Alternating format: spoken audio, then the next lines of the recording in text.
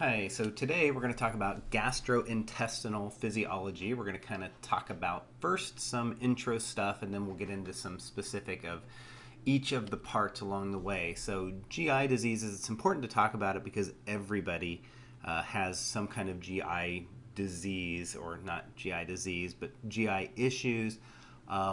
Some of those are named here: heartburn, indigestion, gas belching, bloating, flatulence, constipation, irritable bowel syndrome. There's also some very serious issues with inflammatory bowel diseases, Crohn's disease, ulcerative colitis, just all kinds of things affect that. So a lot of people are seeking treatment for abdominal disorders, so it's a good system to know about. So that's why we learn it, I guess. So if we look at the GI system, it's really a tube that goes all the way through your body from the top to the bottom.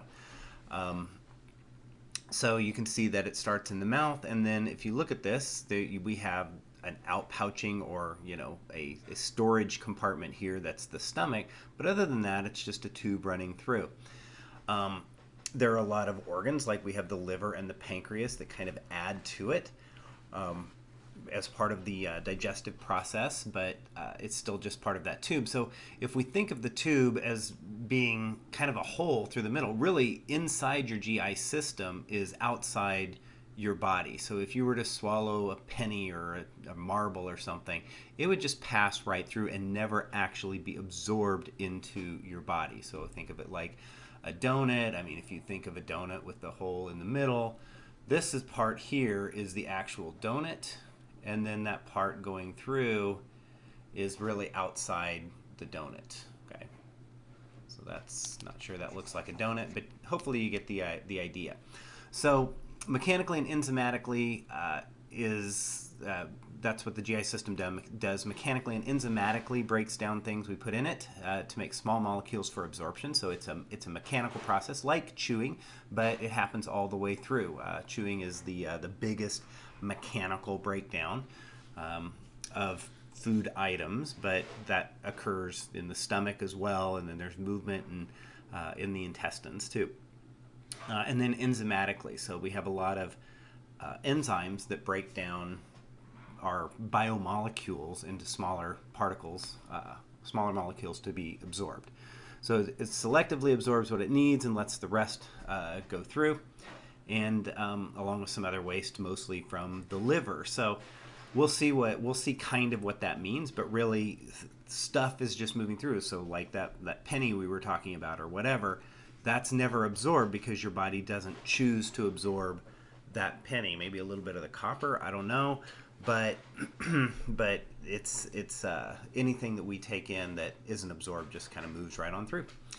So the inside of your system is technically still outside of your body, so that's something else to remember. It's got a large, so that's something else I said, but it has a large surface area, and again, it's, when you have a large surface area and you have holes for access, that's also a infection risk. Okay, so let's look at some of the parts, the peritoneum and the mesentery. So the peritoneum is where most of your digestive organs lie. So they lie inside the peritoneal cavity. Okay, so that's kind of outlined in blue here, which now I'm outlining it in black. So it shows your liver is in there, your stomach, and then most of your intestines. So there is some part like the duodenum is retroperitoneal, so it kind of moves out and then back in. And then your kidneys are retroperitoneal, retro meaning behind, and your pancreas is retroperitoneal. So, but most of your digestive organs are lying inside that peritoneal cavity, and of course the visceral, as always, covers the organs, and the parietal is the outer part.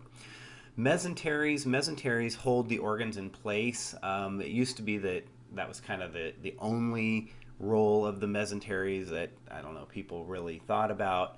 But we do know provides it's a nerve supply and blood supply, access, communication, perhaps between these parts of the intestines that it kind of holds. Okay, so yeah, reduces friction. 2 layers of peritoneum with loose connective tissue in between. Reduces friction, kind of so when you're bouncing around, things don't really move out of place. Okay. All right. Now, if we look at the complex way that our intestines, mostly, primarily, but this can also apply to like the stomach area. But if we look at the complex way they're put together in several layers, a couple of muscular layers. There's circular muscle, and then there's longitudinal muscle. Now, the circular muscle will squeeze, and that's what can cause some of that peristaltic movement to kind of push or propel food forward, or segmentation to kind of move it back and forth. So that's what kind of the circular muscle does. The longitudinal muscle works with that to kind of pull, because when it squeezes, then the longitudinal muscle will have to extend, and then the longitudinal muscle can kind of squeeze to anyway, it all works together to make this nice kind of rippling movement that just kind of moves down. Okay, so it moves forward as it squeezes. Okay, all right, and then it can propel that food forward. So it has a mucus layer on the inside. It has lymph. So this is showing a lymph nodule here. And so a lot of food, when it's absorbed, so we have absorption happening here, and you can see that it's kind of rough in this area. So absorption can happen all the way along here. And we have these folds that kind of increase the surface area too. So absorption can happen, and the molecules that are absorbed can go into the blood, or many times they go into the lymph, like with some lipids, cholesterol, things like that. And that can then and all of that kind of works together to give you this nice kind of powerful looking intestine that can squeeze very, very very hard and kind of really push things through. So it's vascularized, it's innervated, it has the lymph system, and here you can kind of see the mesentery providing the blood flow to these various areas along there. All right, so the structure of the GI wall, so the mucosal layer, so we can kind of see in this picture, so if we think of these as the folds, and then you have villi on those folds too, that's not shown, and then you have microvilli even on those, which increases that surface area.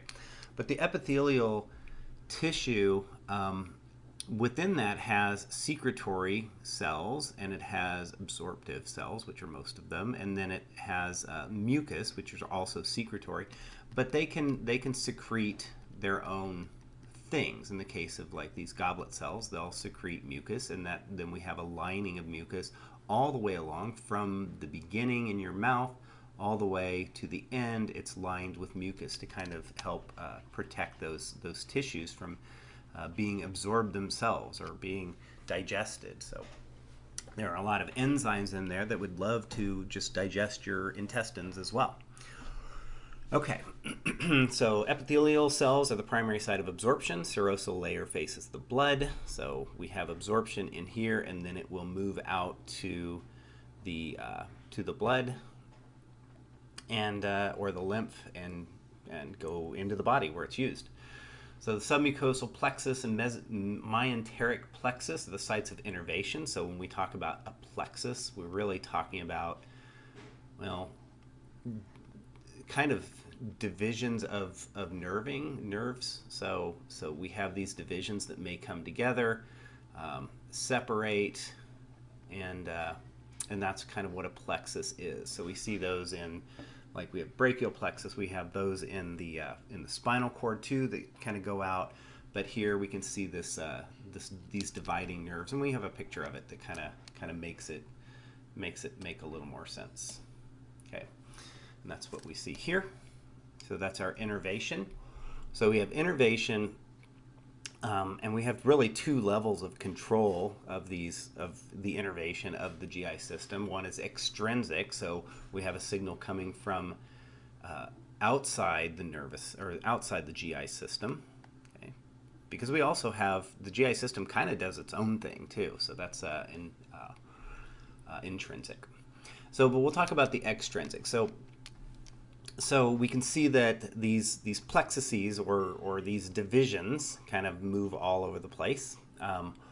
and the overall control. So even though stuff is going on kind of on its own within the like the intestines, within the stomach, all those areas, the overall control is autonomic. Okay. And when we talk about autonomic, we know that that's divided into sympathetic, and parasympathetic. Okay, so so that's kind of the management of the whole thing. It kind of more or less, I think of it as like it turns it up and down. Okay, the GI system is doing its own thing, but this can tell it to do it more or do it less, or kind of activate it. So the parasympathetic vagus nerve, that should sound familiar. So that is part of the parasympathetic nervous system. Remember, the vagus nerve was going to the heart to slow it down, and that was part of the rest and digest of the parasympathetic system. In this case, it's activating the digestive functions of the nervous system, or turning them up, like we said.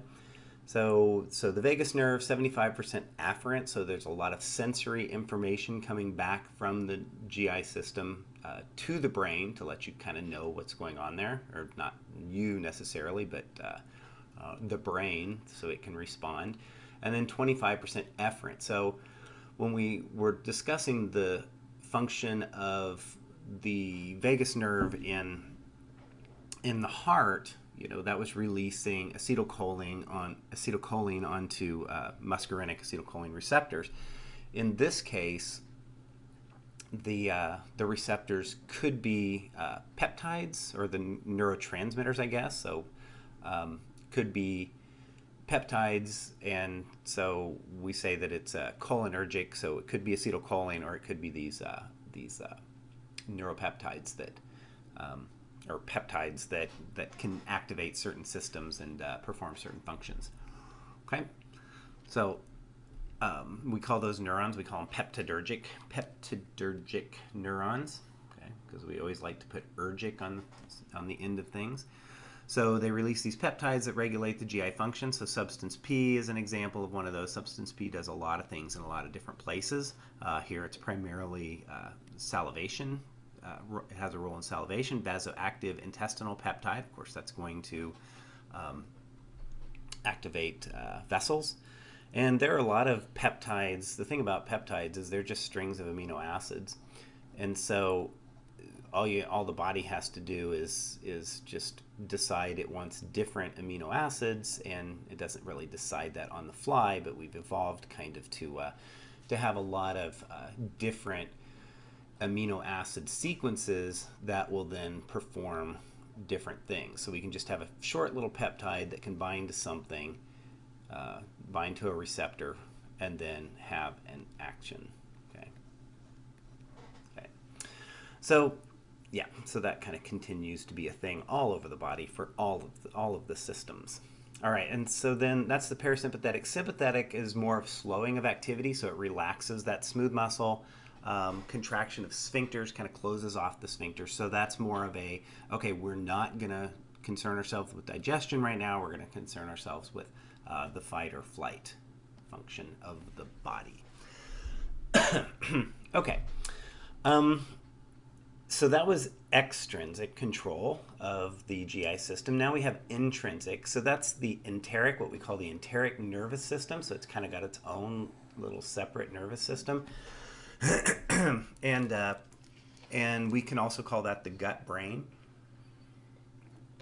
because it's kind of, even though it doesn't obviously think, it can be very, very complex. And so we can see a lot of the communication over here, and kind of feedback. It's got sensory information that it's getting, and then it will respond to that sensory information to make changes. So it's kind of doing its own thing when we say that. We keep saying that, but that's because it's got a pretty complex nervous system of its own. Okay, so local control of contractile, secretory, and endocrine functions. Endocrine just means that it's secreting things into the blood.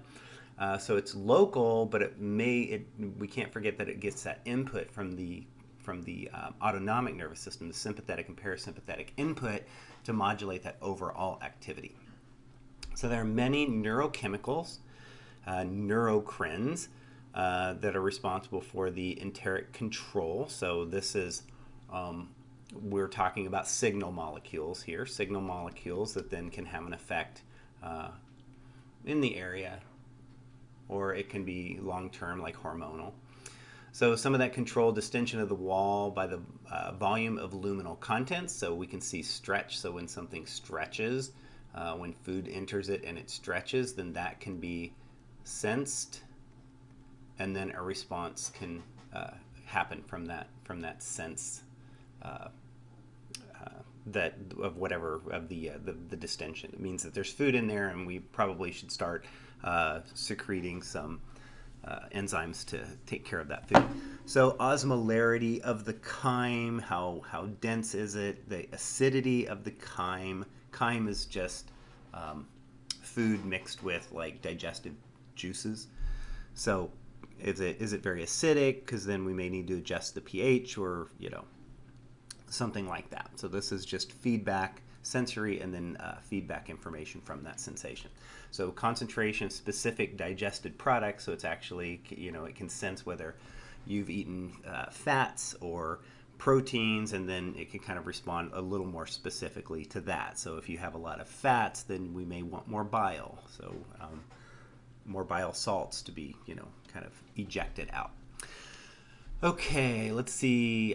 This is just another picture that kind of shows that complex, the plexuses, the complex arrangement of the neurons and sensory and then response types of neuronal function there. Okay, and then the different types of cells that kind of line the intestines. Okay, and then we see a duct down here that can kind of secrete stuff into the lumen, or the open tube, inner part of the tube. Okay, so neuronal control. So we're going to go through some of these. We'll discuss some of these, but this is kind of lays out some of these peptides, neurotransmitters, neuromodulators, whatever, that function as part of the enteric nervous system, the gut, your gut brain. So acetylcholine, we already discussed that and what it does, increases salivary secretion. I'll point out that salivary secretion is also increased by norepinephrine, which is of course sympathetic, and so we don't think of sympathetic as being rest and digest. However, it does increase like a high protein type of saliva, so that's what it does. But overall, when you're talking about digestion, it's primarily the parasympathetic that increases salivation. And parasympathetic also, because it's so specialized for digestion, it also increases gastric secretion. When we talk about gastric, we mean stomach. Okay, so gastric secretions, pancreatic secretions, which we'll talk about. Let's see, vasoactive intestinal peptide increases intestinal secretion, increases pancreatic secretion, and relaxation of smooth muscle. So the secretion of things from the blood or from ducts within the intestines and into the intestines, and from the pancreas also into the intestines. Nitric oxide, a big dilator, so relaxation of smooth muscle. So that's what it does. Nitric oxide, we really think about that as being a vasodilator. Here it's relaxation of smooth muscle in general, which could be vascular, or it could be the smooth muscle lining the intestines. Let's see, vagal nerves, let's see, gastrin releasing peptide, enkephalins. So enkephalins are your endogenous opioids. So that can that kind of decreases your motility. It decreases secretions. That it decreases digestion in general. So a lot of times people who are either addicted to or just take a lot of for pain control, take a lot of opioids, they tend to have issues with constipation. Okay, so because not just endogenous opioids, but those taken as medications or abused, will also cause, can cause that constipation. Let's see, and then we'll kind of mention some of these others as we go along, and we'll figure out which ones are really super important. So GI regulation hormones, and we've already kind of talked about neurocrine or paracrine down here. So we'll kind of go over those so we actually have a definition so we know what we're talking about, since we haven't really talked about the endocrine system yet. So hormones, distant control, usually we think of that as being released into the blood and having their effect somewhere else in the body wherever there are receptors, okay? So that's in general what hormones are. Released into the blood, have an effect distant areas away. Doesn't have to be distant, but it's in systemic blood circulation, so it's wherever the receptors are. However, in GI function, we can be a little more specific. So hormones are secreted from the gastrointestinal endocrine cells, endocrine meaning, of course, being released, into the blood. So they're secreted from GI cells and that will move to the portal system. And it moves to the portal system primarily because most of the blood supply coming from the GI system goes to the liver, and that's that system of moving from the GI system to the liver. We call that the portal system. Okay, so we hear things about like portal hypertension, those kinds of things. That refers to that blood supply going to the liver. Okay, so the liver kind of checks things out. That's the way I think of it. The liver kind of gets first access to a lot of the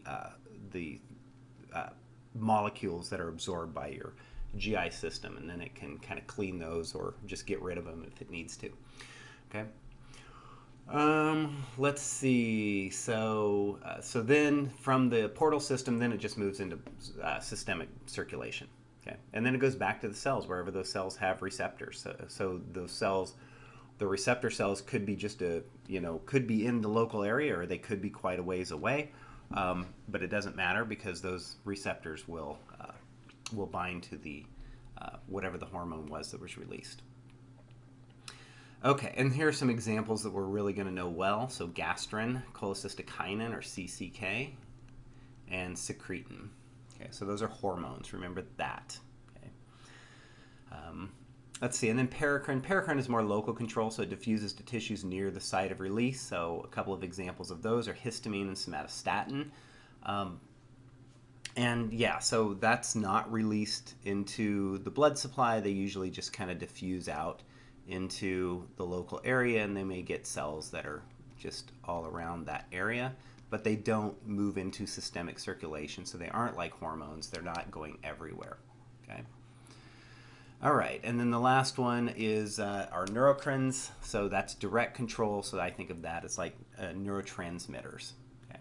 So action potential releases molecules directly onto the receptor. So you have an action potential neuron from the neuron of the GI tract, action potential, and then it releases it onto the target cell. And remember, some of those are peptides. So a lot of very specific, unique peptides for the digestive system.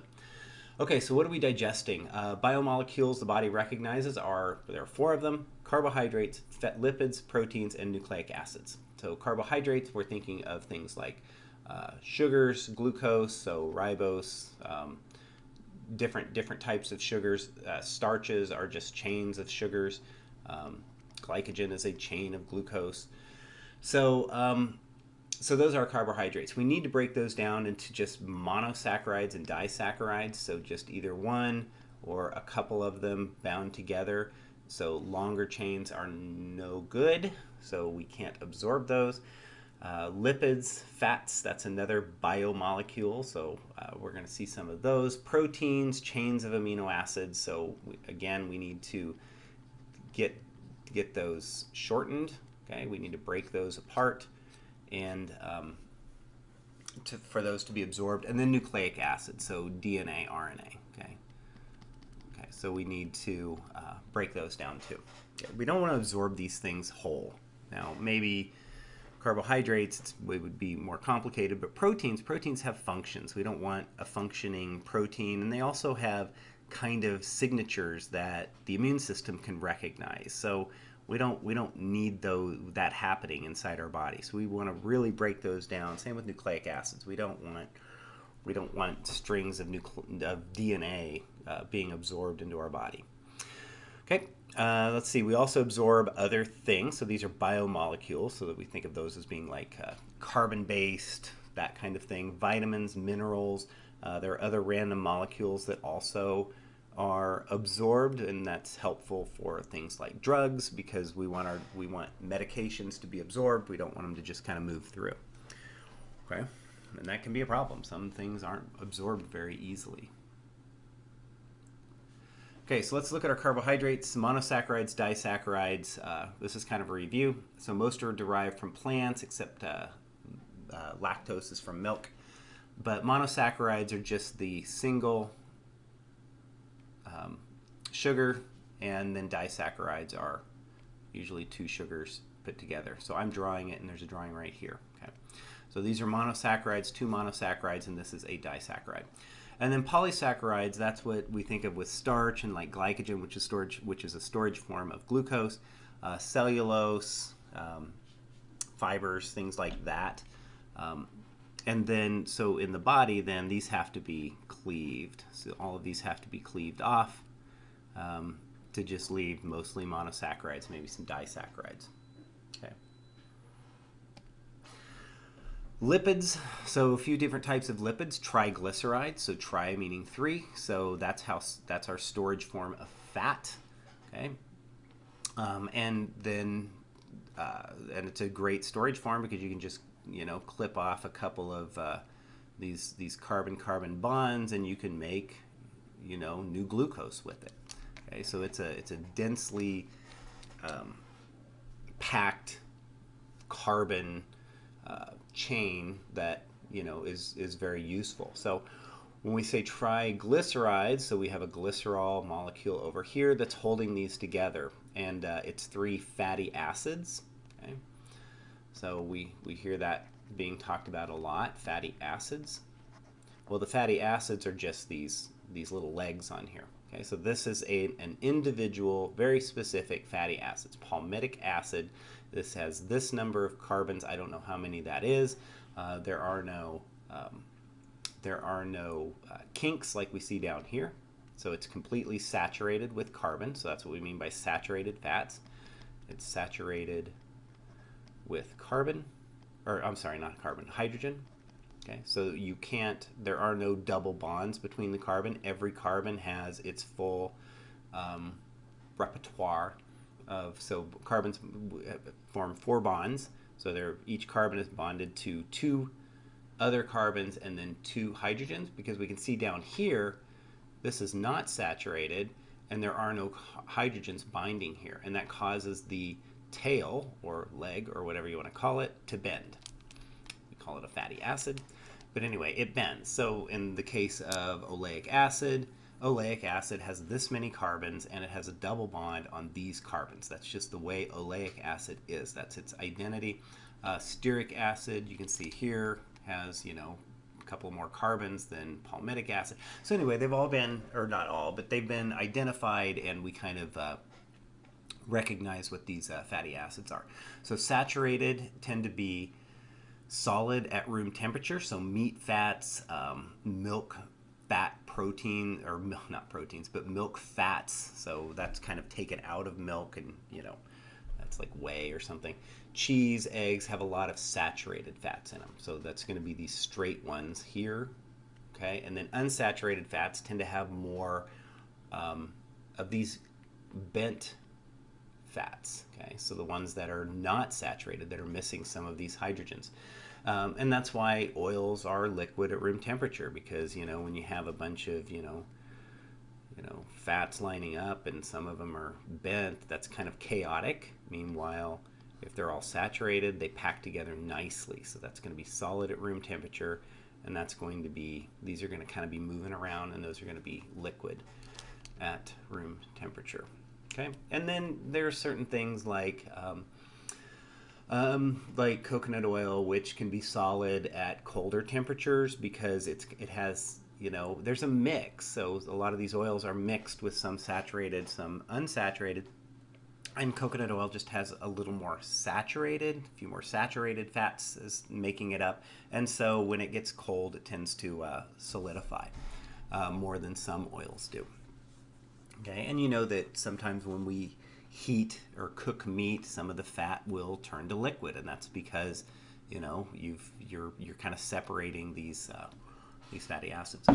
Okay, all right. So cholesterol is another one. Cholesterol is this little guy here has has four rings kind of attached to each other, and it's used to stabilize the cell membrane, but it's also used to make hormones. So part of our cell membrane, but also used to make steroids like testosterone, steroid hormones.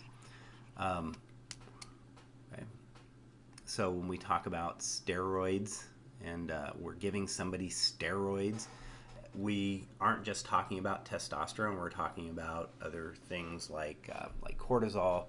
Any kind of steroid hormone has this basic structure from the cholesterol. So we can see the difference between this is the cholesterol molecule and then the testosterone. Okay, but there are others, estrogens, also made from cholesterol. Let's see, phospholipids, parts of the plasma membrane. Of course, all plants and animals have these phospholipids, so it's important that we're able to break these down with the phospholipase A, I think usually. Okay, this is the enzyme to break those down. So digestion and absorption, triglycerides digest into monoglycerides and free fatty acids. So here are our free fatty acids, our glycerol molecule here, and we've got just one chain of carbon chain stuck to that. Okay, so we can sort of imagine that our triglyceride up here or here has broken down and now can be absorbed as free fatty acids or monoglycerides. Okay, so let's talk about the phases of digestion. The cephalic phase is the on switch, responsible for about 30% of initiation of GI secretion. So when you walk into a restaurant or walk past a restaurant sometimes, you will smell the food and that will automatically start the process of digestion. So that's your cephalic phase. So smelling, seeing, thinking about food begins the process of secretion, motility or mouth waters or stomach growls, and so we called it cephalic. Cephalic is the root of that. Cephalo refers to the brain or the head. Okay, so cephalic phase is the brain phase. Relayed through the medulla oblongata, so the brainstem, to the salivary glands, through the vagus nerve, to the enteric nervous system. Anyway, it gets that signal to the digestive system saying, okay, so eating is about to take place. Okay, that's our cephalic phase. And then we have the gastric phase, which involves the stomach. Okay, and then the intestinal phase, which is the large and small intestine. So those kind of make sense, okay, based on the name. Gastric, if you remember, gastric refers to stomach. So if we start this process, let's get it started. We just ate a big dinner or lunch or breakfast, whatever. So the first process is this mechanical breakdown of the food, so chewing. So chewing, incisors, canines bite or cut off food, molar type teeth grind it. So that's the biggest mechanical digestion that happens. So most of that takes place in the mouth with our teeth. And so some people who, if they don't have teeth, they need like a soft diet, something like that. They have a more difficult time digesting because they aren't able to break it down initially to increase that surface area for chemical digestion to take place later on. Okay, so mastication reflex, again, brainstem is involved, but we also have conscious control over that. So chewing food increases that surface area, gives enzymes access to more parts of the food, also allows the food to move down through the esophagus. It's hard to swallow a whole grape. You want to break that thing down first and then swallow it. Okay. I have a note here, people actually study this stuff. Well, of course they do, because this is looking at,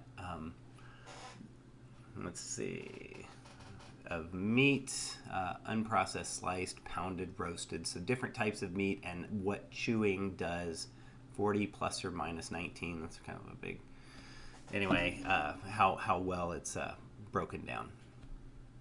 Okay. So of course chewing more is going to break it down more, increases that surface area more. All right, so salivary glands, we mix it with saliva, so everything isn't just dry and powdery. That's one of the reasons for saliva, but there's also a lot of stuff in saliva that's important. We'll see that on the next slide. So our salivary glands are kind of distributed around the body. So we have these kind of in our cheeks called the parotid, submandibular, sublingual. So also just kind of secreting saliva out into the mouth area. This is the mouth area. Okay, and yeah, so we have saliva that's kind of being secreted out. So compound, I have here compound alveolar salivary glands. Whatever, they are glands that are specialized. They have specialized cells around these glands that are producing saliva. Okay, so we can kind of see one of these salivary ductal glands here, and so we can kind of get an idea of what's in saliva. Okay, so it has some buffering going on, so it's got some bicarbonate buffers, which keeps it around a neutral pH. It tends to be high in potassium. And so we're pulling hydrogen out. We're putting potassium here, so it's got that hydrogen potassium exchange that's taking place. Let's see. All right, so prevents bacterial infection. So there are antimicrobial enzymes. So we don't see that here, but there are. So antimicrobial enzymes and lubrication. So it is. We kind of mentioned that it kind of lubricates. It makes it easier to swallow. Helps to form that bolus. Bolus just is a chunk of something, or like a bolus injection is you just do it all in one kind of bolus dose instead of like an infusion over time. So we swallow our food in a bolus of food. So we kind of chunk it up and then swallow a bunch at once, but not all of it. It's not just constantly dripping down our throat. We swallow it in bolus chunks. Okay. So yeah, so the bicarb buffers, keeping a neutral pH, high in potassium, low in sodium and chloride. Production of saliva. Saliva is primarily controlled by that parasympathetic activation. Okay. All right, so other digestion in the mouth. So now we're going to get into some details that are kind of important to learn. And that is that there are two different types of enzymes that are produced in the mouth, one of which works, one of which actually does something.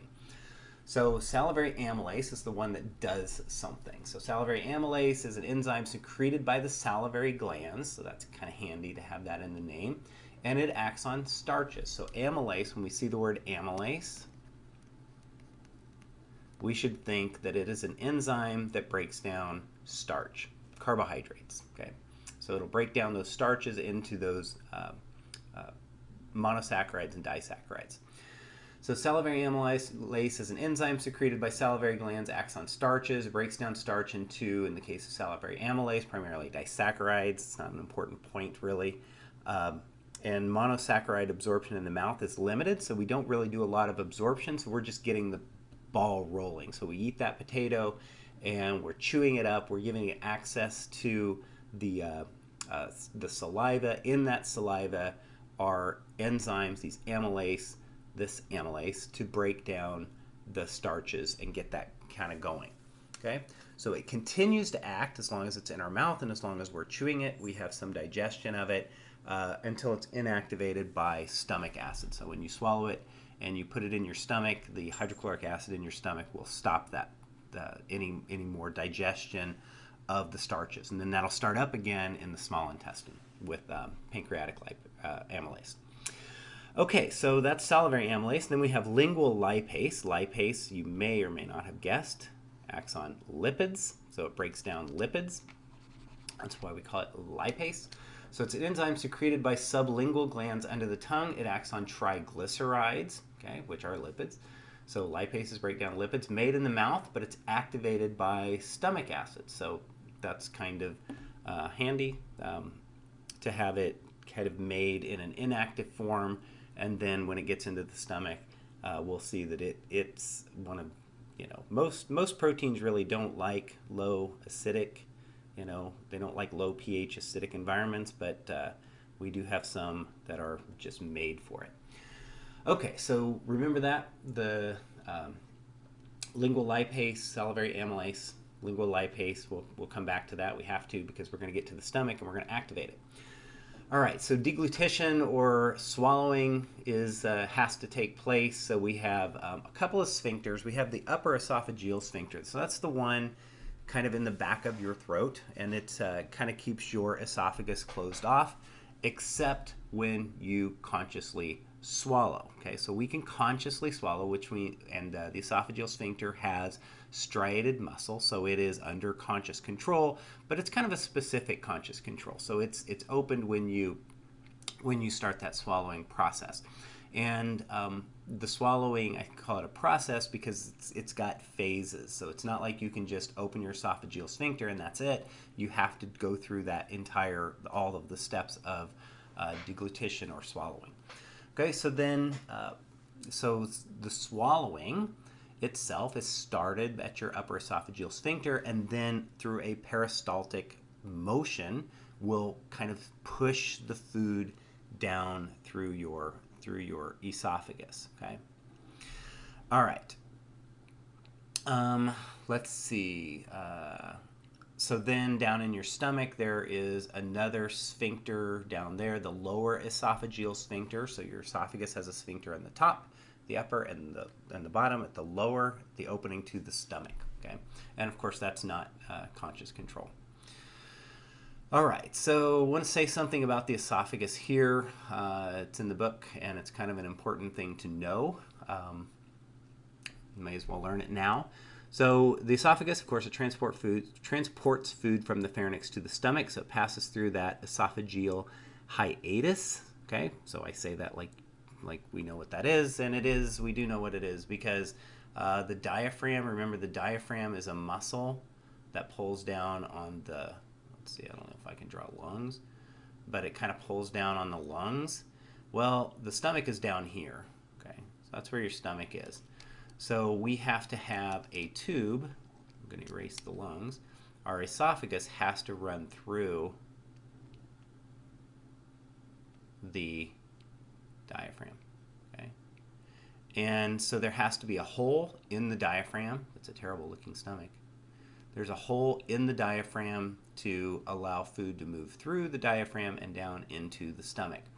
Okay, so that's what that hole is, or opening is the esophageal hiatus. Okay, so we call it a hiatus. I don't know, I think of a hiatus as being I'm going on a hiatus, like I'm going to an island somewhere, but in this case it's the hole in the diaphragm. Okay, so there is a disease that we are learning about now called a hiatal hernia. And so it's a widening of the hiatus or something, which is causing part of the stomach to move above the diaphragm. Of course, that causes a constriction here. Food can collect in this area, and here, and this is kind of even a worse situation, but food can kind of collect here, and can cause some real problems. We have a lot of like backflow problems. People sometimes don't know that they have it. They just have severe acid reflux, and that can cause more damage. So acid reflux is a problem in itself, but when you have this going on, it can cause it to be even worse, because you can't get that down. And sometimes it's transient. It'll move up above, and then it can kind of move back down on its own. So that's a hiatal hernia. Herniation is just when part of one organ system moves kind of into another. So usually it's a bulging of, like intestines will move through a certain area and bulge out in a different area. So that's what a hernia is in general. Okay, I know that wasn't a very good description, but it's the best I can do right now. Okay, so deglutition, this process of swallowing, I told you there were phases. So we have the first phase, which is the voluntary oral phase, and we all know what that is. That's when we decide to swallow, conscious control. So we get that bolus of food to the back of the throat, and then it's so moved by tongue from the oral cavity to the pharynx. Pharynx is your throat area. So we put the food there. There's our bolus. And we kind of put it down in this area, and then we start the swallowing process. So that's the voluntary oral phase. Pharyngeal phase, the reflex upper esophageal sphincter relaxes for the food bolus. Okay, so we have it open, so the trachea has been closed, or will be closed off, and the esophagus will open up. Okay, so elevated pharynx opens the esophagus. Food is pushed into the esophagus. The epiglottis is tipped to block the trachea. Okay, so posteriorly to block the trachea. So there's our epiglottis, and it kind of moves this way to keep there. Kind of, maybe that makes more sense. But it blocks the trachea, so food doesn't go down into your lungs. It goes down into your stomach. Okay. Let's see. Then we have the esophageal phase. So stretching causes, so once it gets into the esophagus, stretching causes peristalsis. And that's where peristalsis is that pushing movement, that squeezing and pushing forward. And then as food approaches the stomach, the lower esophageal sphincter relaxes. So that stretch causes it to relax and open. All right. So now we get to the stomach. Okay, so we've got food now in the stomach, and we're going to kind of go through some of the enzyme processes that happen, or the processes that happen in the stomach. So mechanical digestion, we can't forget, actually it's a very important part of what we need to know, and that is that a lot of mechanical digestion happens in the stomach. So there are mixing waves, peristaltic movements there, more of a segmental, kind of moving it back and forth, and kind of grinding it. So you can see that there are rugae, or these folds in the stomach, which kind of make it rough. So when it's kind of squeezing on food, it can help to break down a lot of that food. So when the food mixes with the juices, the hydrochloric acid and the enzymes in the stomach, then we start to call that chyme. Okay, so that's kind of what we'll refer to it. Instead of calling it food, it stops being food at this point. All right. So chemical digestion in the stomach. So we have cells there called parietal cells, and parietal cells are going to do a couple of things. One of the things that it does is it produces hydrochloric acid. Okay, so it secretes hydrogen and chloride separately, but the net effect of that is to make hydrochloric acid. Kills a lot of microbes, denatures or unfolds proteins. Okay, so microbes can't really survive. Most microbes can't survive the acid environment of the stomach. Denaturing, so most proteins are folded as part of they have to fold in a certain way as part of their function, but hydrochloric acid will kind of break some of those bonds that are keeping it folded. It'll break those bonds, and then the protein will unfold. So that's denaturing. Okay, so that's hydrochloric acid. So we have hydrochloric acid now. Digestion, the other thing that it does is it makes intrinsic factor. We'll come back to that, though. That's what parietal cells do. Intrinsic factor. I just don't want to forget that, because those are two functions you have to know about parietal cells. Acid and intrinsic factor.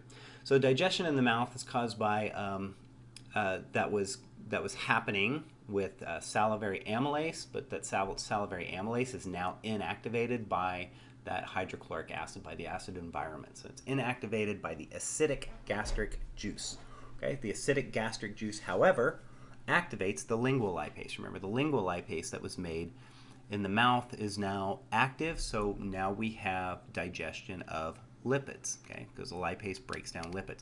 So we do not, in the stomach, have continuation of carbohydrate or starch breakdown, not directly enzymatically, but we do start having enzymatic breakdown of fats. Okay, so it digests triglycerides into fatty acids and monoglycerides or diglycerides. Okay, Sphincters, so we've already mentioned the lower esophageal sphincter, but that can be associated also with the stomach. Okay, so the lower esophageal sphincter, also called the cardiac sphincter, based on the region of the stomach, not because it has anything to do with the heart. Let's see, and so that's from the esophagus to the stomach. Now that's a problem. So this is the sphincter that can weaken in people and can cause GERD, or it it may get signals. The acidic environment is supposed to kind of keep that closed tightly. So that's kind of why we that's kind of a nice function to keep the acid from moving out. However, it can weaken, and acid can kind of leak out into the esophagus, and that's what GERD is, or gastroesophageal reflux disease. And if that happens a lot, then you kind of have changing of those cells, and it can actually increase risks of like esophageal cancer, or bleeding, scar tissue, strictures, things like that. Okay, so we don't want a lot of acid building up in that area. Not good. Well, on the other end of that, we have the pyloric sphincter. Okay, so the pyloric sphincter is going to open and close to allow chyme to move into the early part of the small intestine, or the duodenum. Okay, so those are the sphincters associated with the stomach. All right, so let's talk about the secretions. So what is gastric juice? So gastric juice is made of chyme, so ingested food, plus some of these secretions we're going to talk about. Hydrochloric acid from parietal cells, so that's what makes it so acidic, because hydrochloric acid is like a pH of like 1. Very acidic, but that kills the bacteria that we already talked about. Kills bacteria, stops that inactivates the salivary amylase, which stops carbohydrate digestion, denatures proteins, converts pepsinogen into pepsin. So we also have production of pepsin by chief cells, and so it is released, pepsinogen is released as a gen, so an inactive preliminary form of the protein, and then the hydrochloric acid will activate it into pepsin, okay, which is for protein, enzymatic breakdown of proteins. Okay, so it breaks proteins down. All right, so that's also, in the hydrochloric environment. So pepsinogen is released as an inactive protein. Why inactive? So it doesn't digest itself. So it doesn't digest when it's being made in the cells. There are proteins in the cell. It's made in the cell. It's DNA transcription translation, and so we don't want this active protein saying, okay, here's your job, you're going to break down proteins, okay, go make it, and then it breaks down all the proteins in the cell. So we don't want that to happen. We want it released into the environment first and then activated.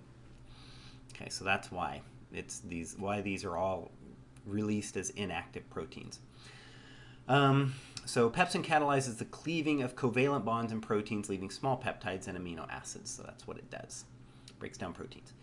So mucus is also part of the secretions. It's viscous and it's alkaline. It lines the stomach, protects it from acidic chyme and the enzyme pepsin. So pepsin isn't able to get in there and kind of break down your stomach and digest it too. Irritation of stomach mucosa causes greater mucus. So we're kind of trying to build that up. So there's something else. I have it in red here, and I have it in red in this case because it's important. And that is something called intrinsic factor. So remember, we were talking about how parietal cells make hydrochloric acid. They also make something called intrinsic factor. So vitamin B12 is primarily made by microbes, but it's not something that is found in plants, and it's not made by your body. So we have to consume it, and it's not readily absorbed, okay, once we get it. So we have to, we make a protein, and this protein is called intrinsic factor. I'm not sure what it looks like, but in my picture it looks like this. And this will bind to the B12 and transport it into the bloodstream. Okay, and then we have B12 in our blood. So, in other words, intrinsic factor is required for us to absorb B12. It's required. It's necessary to absorb B12. B12 is not easily absorbed. So, parietal cells make intrinsic factor, binds with vitamin B12, helps it to be absorbed. B12 is necessary for DNA synthesis. It's a cofactor. A lot of our vitamins are primarily just cofactors. They kind of work with proteins to help them function. And in the case of DNA, I can't remember which proteins it works with, but for DNA division to happen or cell division to happen, we need B12 as part of it. Pernicious anemia is a disease. It's primarily autoimmune. It's more common in older people, but pernicious anemia is when the stomach makes little or no intrinsic factor. Okay, it's anemia because erythrocytes or red blood cells we're constantly, our body is constantly making red blood cells, and that happens through cell division. Okay, and so we need B12 for that. If we don't have enough B12, we can't make as many red blood cells, and that's what anemia is. So it's a lack of red blood cells or hemoglobin. Okay, so vitamin B12 is less available for red blood cell production. B12 is an important cofactor for cell division, which is important for red blood cell production. And of course, I already mentioned that it's a little more common in older adults. And really, the treatment of this is, you can kind of take supplemental B12 to kind of overwhelm, but really, it's you do B12 injections. You just put it right into the blood. Okay, just put your B12 straight in there. This is a syringe. Okay, looks like a knife, but it's not. Okay, so yeah. That's pernicious anemia, and that's intrinsic factor. All right, so let's look at these cells that are kind of lining the stomach here, the gastric glands, and we can see a bunch of different types of cells. So here are our parietal cells that we've been talking about, okay? And here's a type of cell called an enterochromaffin-like cell, ECL cells. And those secrete histamine, which works in a paracrine fashion. So when histamine is released, it kind of has an effect on cells around it. Okay. Chief cells, remember chief cells, that's where that pepsinogen that we were talking about is secreted. Inactive pepsinogen activated into pepsin by stomach acid. Yeah. So it releases that pepsinogen, which is then activated later on. So that's what chief cells are doing. So pepsin. Okay. And so let's see, mucus cells are producing mucus. We can kind of see these lining the stomach. Okay. So there's this gland, and then it's kind of released into this area, and away it goes. Okay. So now it's in the stomach. All right. G cells. Not shown. We can't see those in this picture, but those are very, very important. They're activated in a couple of ways. So by stomach distension, amino acid presence, so gastrin releasing hormone release gastrin into the blood, which stimulates ECL cells, and it stimulates parietal cells directly. It can do that too, and also increases stomach motility. So we're going to kind of put those things in order. So all of these cells kind of have they depend on each other for activation. So we're going to look at the order in which these are kind of activated. So it kind of tells a story. Okay? So, stomach distension, so amino acid in food, etc., activates these G cells. Okay? So G cells kind of work to get the ball rolling. Okay, cells. Okay, so we need to know, we don't have to know a lot of the cell types we're going to talk about, but we do need to know G cells. And we do need to know that G cells release gastrin. Okay. Gastrin activates the enterochromaffin-like cells, or the ECL cells. So ECLs is a lot easier to say than enterochromaffin-like. ECL cells release histamine, okay, and they also increase motility. Histamine, okay, so that's what we now we know what ECL cells release, or we're keeping it as simple as we can. So this is a simplified way. So this is a relation, and we're kind of drilling down into what matters for us right now. So the ECL cells release histamine. Histamine, which acts in a local functional way. Meanwhile, gastrin is more hormonal through the blood. But histamine activates the cells around it, parietal cells, by binding to histamine H2 receptors on parietal cells. Okay. So it will turn up the release of hydrochloride, or hydrochloric acid, should be a small l. So parietal cells release that hydrochloride. It produces and releases hydrochloric acid, and also intrinsic factor. So the histamine release onto parietal cells has caused the parietal cells now to make intrinsic factor and to increase stomach acid. Okay. Now I have a note here. We'll just pause right here. Since histamine release is telling parietal cells to make more hydrochloric acid, then the histamine receptors, we can say, okay, what if, hypothetically, it's not hypothetical, it's a medication, what if we blocked those receptors, the histamine receptors, on the parietal cells? Then that would reduce their production of hydrochloric acid and would reduce the acidity, so it would increase the pH. And so yes, we have drugs. Histamine H2 receptor antagonists block histamine binding in the stomach, reducing acid production. So a couple of examples of those are Famotidine, Cimetidine, and those are drugs that are histamine H2 receptor antagonists, and they block, they're on parietal cells, that's what we need to know, and they decrease stomach acid production by parietal cells. That's what these drugs do. Okay, by binding to histamine receptors. Kind of interesting. Okay, so now let's see. Hydrochloric acid activates chief cells. Okay, so remember we talked about chief cells.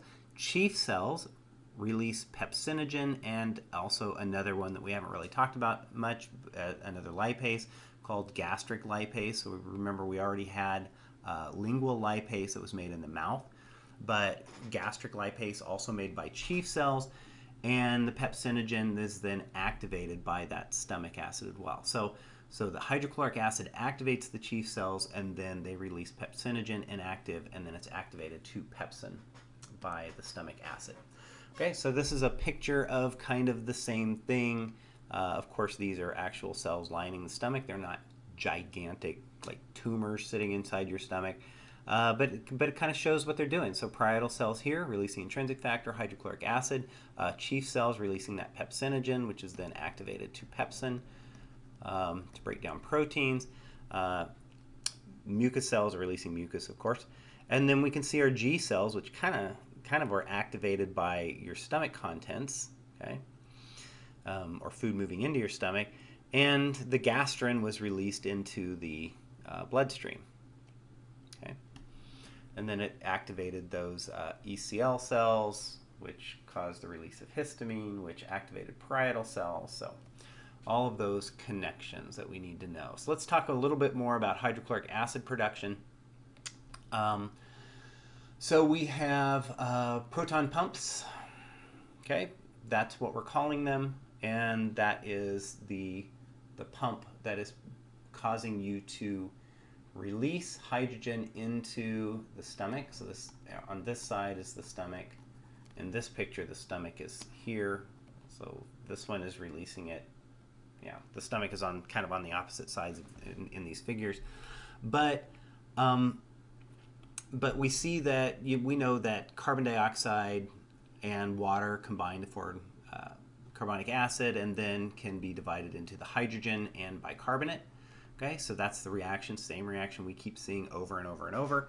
But then you have a pump, an actual pump, so ATP, it's an ATPase, that will pump hydrogen into the stomach and pump potassium into the cell. Okay, and then over here you see our regular sodium-potassium pump that's creating the gradient, but you can see that the bicarbonate that's produced is exchanging. Okay, so the bicarbonate moves out and the chloride moves in, and then the chloride will move directly out of the other side. Okay, so there's just a hole. You're moving, so that bicarbonate's moving out and it's pulling that chloride back in with it, and then the chloride just moves out into the stomach, and voila, you have hydrochloric acid. Okay, and so we can see the same thing. Same thing is going on over here. Okay, the chloride is moving in, bicarbonate is moving out back into the blood, and then you have the hydrogen and the chloride that are coming in here to make hydrochloric acid. Okay, and then you see the proton pump. This is our proton pump, is pumping the hydrogen out in exchange for potassium. Okay, so again, drugs, we can just shut down that pump. We shut down the pump, we stop pumping acid, we stop pumping hydrogen in. Okay, and so there are proton pump inhibitors that say not so fast. You're not going to pump that hydrogen in to the stomach, and we call those proton pump inhibitors. Okay, so proton pump inhibitors block the proton pump, so less hydrogen enters the stomach. So examples of those are Pantoprazole, Omeprazole, or azole drugs. Okay. All right. So we need to know how that pump works too. Let's see, hydrochloric acid production. So one of the things that we may or may not have noticed in the previous slide is that when we turn on stomach acid production, we start moving acid into the stomach, we are in the other direction pumping bicarbonate into the body. Okay, so when the increased production of acid in the stomach, when that happens, when we increase that production of acid in the stomach, turn on those parietal cells, that's going to cause a rebound increase of bicarbonate in the blood. Okay, and when there's more bicarbonate in the blood, then your kidneys are less likely to, they will reabsorb less bicarbonate themselves, and so you end up with a transient rise in both plasma pH, okay, because of the bicarb, and also eventually your urinary pH, because that bicarb will then, you know, be moved into the urine or left in the urine. Okay, so it's all because of that exchange of bicarbonate for chloride. Okay, so chloride and bicarb have a tight connection. All right, so agents that stimulate and inhibit hydrogen secretion by gastric parietal cells. So this is kind of putting a lot of stuff together that we just talked about. So we can see that if we, I guess, go left to right on this, we can see that the vagus nerve is kind of turning up activity to cause acid production. Okay, so if we block, so atropine is a muscarinic antagonist, acetylcholine receptor antagonist, so it will block acid production too. Okay, so not one that we're really too concerned about right now. Remember, enterochromaffin-like cells, ECL cells, release histamine, which activates acid production on the parietal cells too. So cimetidine, the H2 receptor antagonists, block the histamine receptor, so that process doesn't take place. Okay, and then we saw that the pump itself, we can just turn off the pump itself. That's what Pantoprazole, Omeprazole do. The proton pump inhibitors, what we call PPIs. PPIs block that pump. Okay. And then we see some other things. So prostaglandins are inhibitory to the ECL cells as well, which will kind of reduce acid production. So we can see that NSAIDs block the production of prostaglandins. So we know that NSAIDs will block ECL cell. So NSAIDs inhibit the prostaglandins, which are sort of decreasing, so they're inhibitory. So NSAIDs will stop the protective effects of prostaglandins and will allow the ECL cells to make more acid. Okay, or cause the parietal cells to make more acid. So NSAIDs can actually increase the acidity of the stomach, okay, which is why they can be harmful to the stomach at high doses or continued usage. And somatostatin, that just kind of shuts everything down. Okay, that's inhibitory. All right, so I kind of went through those listed here, and then your book talks about Zollinger-Ellison syndrome. It's caused by gastrin secreting tumor causing high circulating levels of gastrin. Okay, so that's also kind of an activator.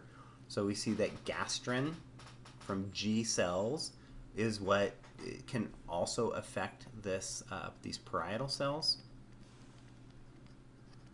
And so it can affect the ECL cells and can affect the parietal cells, and will increase acid production. So if you have a tumor that's increasing gastrin release, then you're kind of turning on this process all the time, and you're just pumping out acid all the time into your stomach. And so that can cause ulcerations. So it causes overactivation of hydrogen release by parietal cells, leading to duodenal ulcers. The acid environment also decreases pancreatic lipase production, which decreases fat digestion.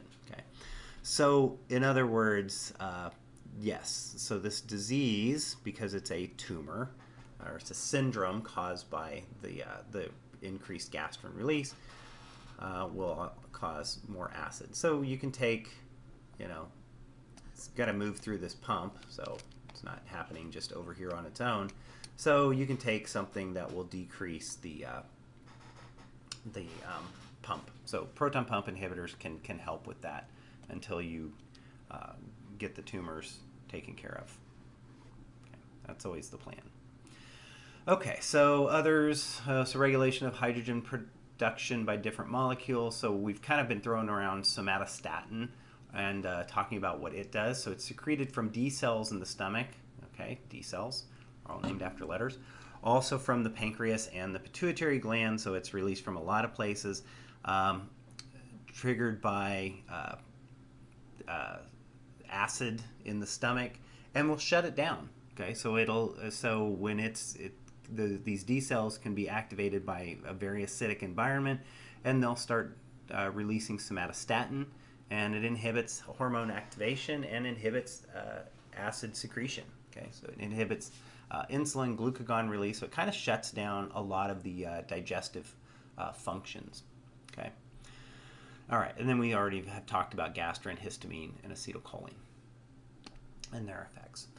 Okay, so what actual digestion takes place in the stomach? Well, we're breaking down proteins. So we have pepsin that has, pepsinogen released from chief cells and then activation to pepsin by the hydrochloric acid. So that's going to break down proteins into amino acids and short peptides.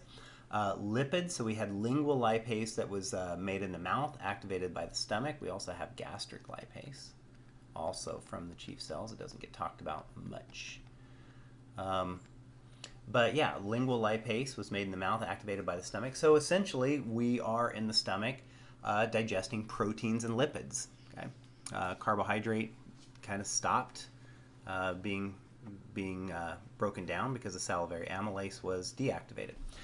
So proteins move through the stomach first, carbohydrates move through the stomach first, followed by proteins. Lipids stay the longest. I have tried to figure out the exact process of why this is the case. I know it's been measured, and we see it, but I'm not sure how they line it up. And but this is a statement, a true statement here.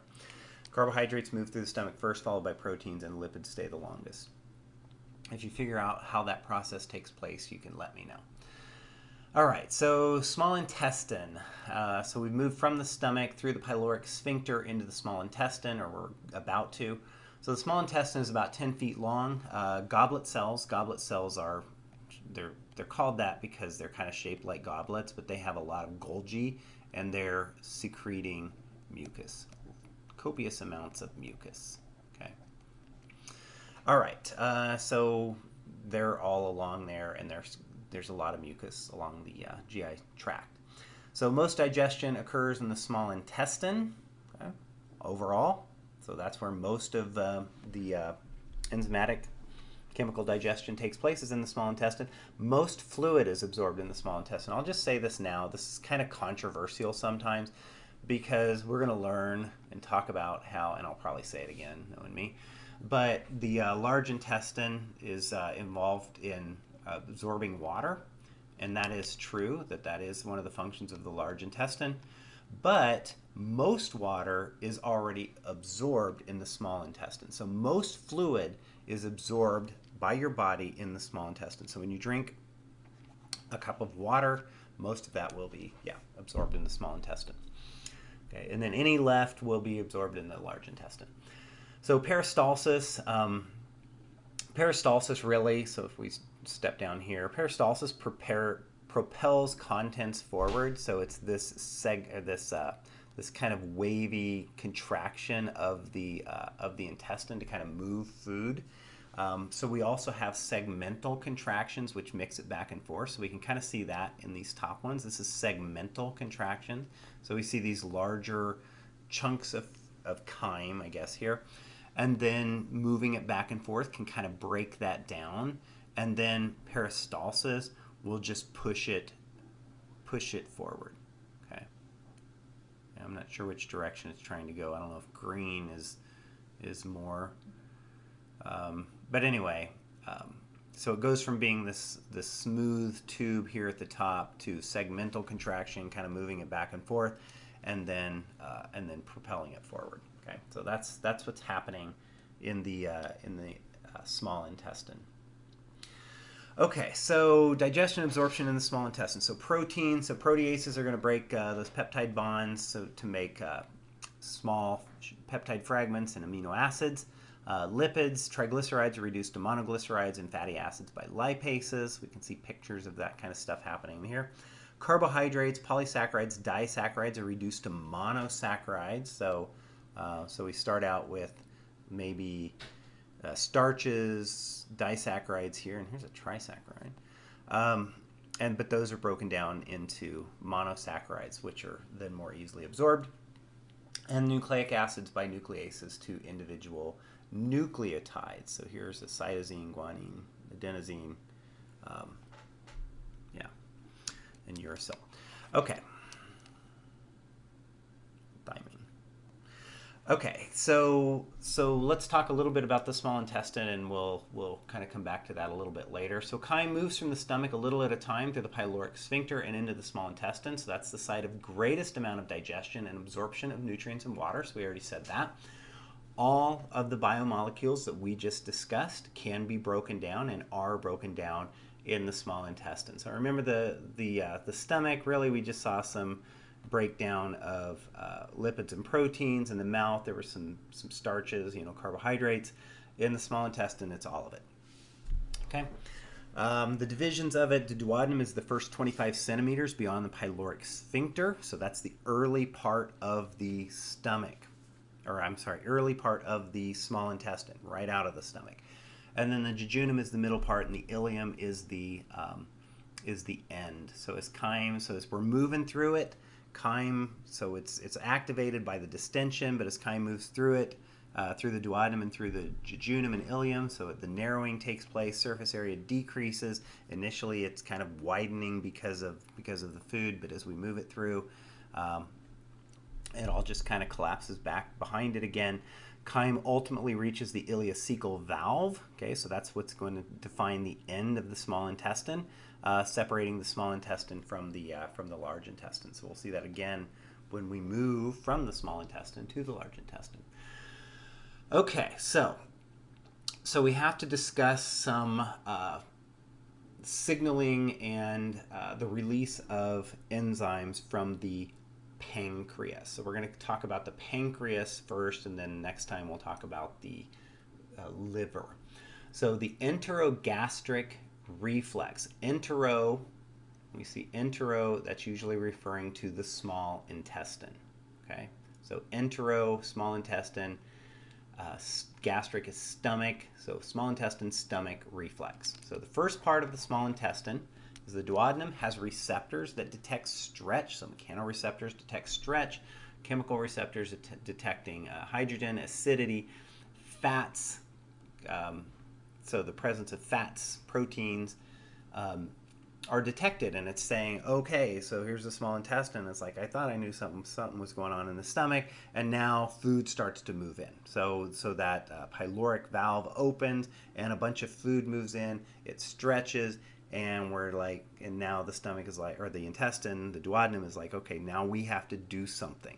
So that low pH of the chyme that is moving from the stomach activates what we call S cells to release secretin.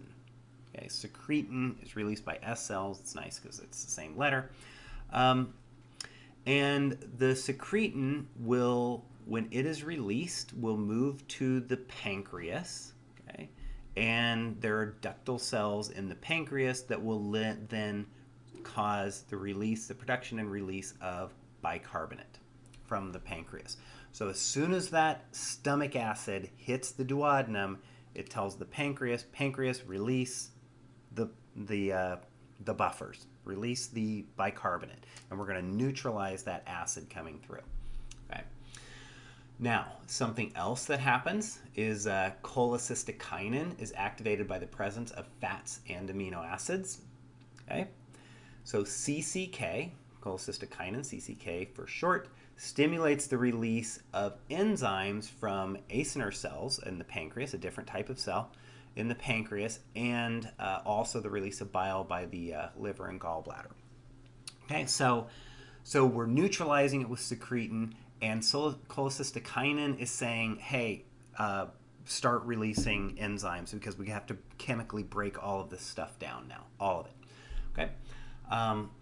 Another thing that CCK does is you start to feel full when it is released. Okay, so it has an effect on the brain, and it tells you that, okay, maybe I'm eating enough. Okay, so food is moving into the stomach. It's like, okay, it's time to stop eating now. That's why eating slow, that's why they recommend eating slow, because then you start to get that full feeling. That doesn't happen right away if you pack your stomach up. Okay, activates enzyme release from the pancreas. Lipase, I have lipases here, but it's all of them. Stimulates the gallbladder to contract and release bile, so that's why I have lipases here, because bile is also going to help with fat digestion. Okay. Slows the release of chyme from the stomach to give the intestines time to digest. So it reduces the rate of stomach emptying.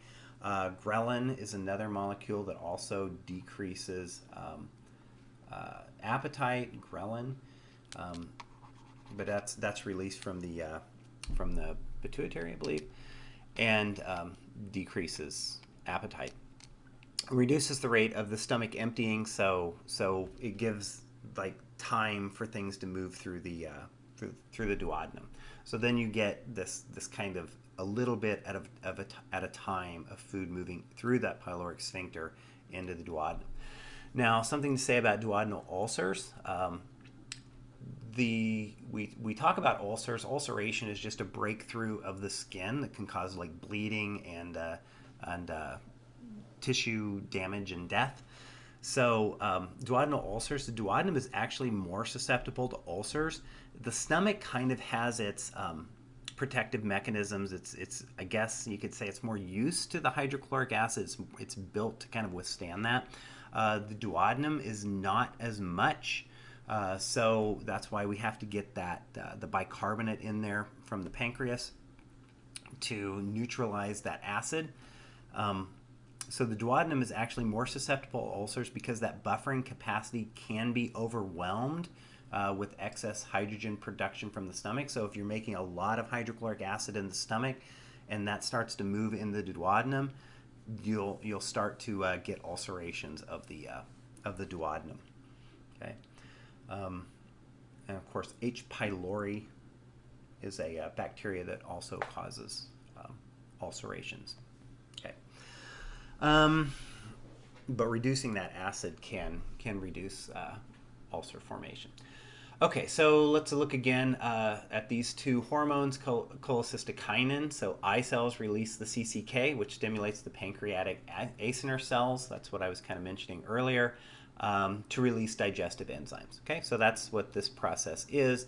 So CCK is doing it, and then we have here that acetylcholine can kind of potentiate that, can kind of increase the release, but it's one of the many functions of CCK. We're going to talk about other functions of it too. Secretin, so S cells release that secretin from the pancreas, which stimulates the pancreatic ductal cells. So the S cells are in the duodenum, but they release the secretin from the duodenum when the acid gets there, and they stimulate those pancreatic ductal cells to release the bicarb. Okay, so secretin release is triggered by the acid, the low pH, and acetylcholine and also actually CCK can kind of increase that production of the production and the secretion of bicarb from the pancreas, ductal cells of the pancreas.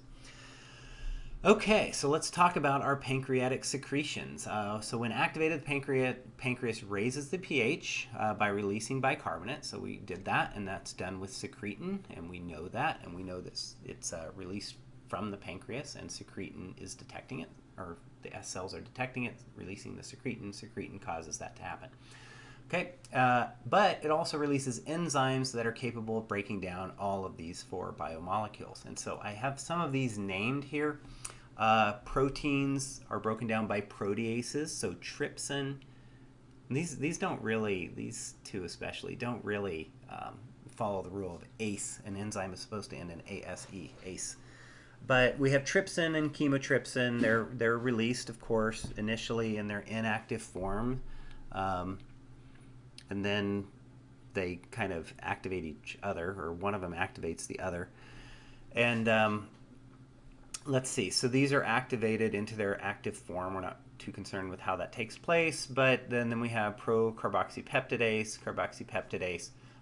So if you have a string of amino acids, just so we know kind of how this takes place, we have a string of amino acids. Trypsin may, and I can't remember the amino acids that it prefers, but it will cut a bond between when two specific amino acids are together. It'll clip that bond. Okay, guys, let's say this one and this one,